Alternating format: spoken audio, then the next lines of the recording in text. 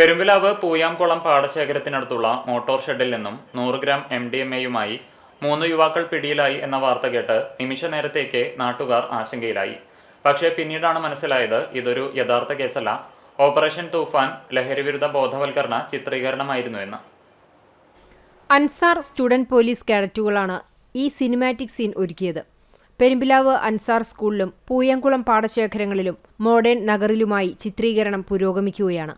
ഡ്യൂട്ടിക്കിടയിൽ സമീപത്തെ ചായക്കടയിൽ ചായ കുടിച്ചിരുന്ന പോലീസുകാർക്ക് കൺട്രോൾ റൂമിൽ നിന്നു ലഭിച്ച വയർലെസ് സന്ദേശത്തെ തുടർന്ന് സംഭവസ്ഥലത്ത് പാഞ്ഞെത്തിയപ്പോൾ പൂയംകുളം പാടശേഖരത്തെ മോട്ടോർ ഷെഡിൽ 100 ഗ്രാം MDMA എന്ന മാരക ലഹരിയുമായി 3 പേരുടെ സംഘം കൈയോടെ പിടികൂടി കൊണ്ടുപോകുന്ന ഹൈ വോൾട്ടേജ് സീൻ ആദ്യം കണ്ട വീട്ടമ്മമാരും പെരുമ്പിലാവിലെ കച്ചവടക്കാരും ഒന്ന് ഞെട്ടിയെങ്കിലും ഇതൊരു ബോധവൽക്കരണ സിനിമയുടെ ഷൂട്ടാണെന്ന് മനസ്സിലായപ്പോൾ എല്ലാവരും ആശ്വാസത്തിന്റെ നെടുവീർപ്പിട്ടു. പിന്നെ കുരുന്നു കേഡറ്റുകളുടെ പ്രൊഫഷണൽ അഭിനയം കണ്ട് കൈയടിക്കുകയും ചെയ്തു. ലഹരിക്കെതിരെ കുട്ടികളിലൂടെ സമൂഹത്തിലേക്ക് ശക്തമായ സന്ദേശം എത്തിക്കുക എന്നതാണ് ഓപ്പറേഷൻ തൂഫാൻ എന്ന ഈ ബോധവൽക്കരണവും ചിത്രീകരണത്തിലൂടെ അൻസാർ സ്റ്റുഡന്റ് പോലീസ് കേഡറ്റുകൾ ലക്ഷ്യമിടുന്നത്.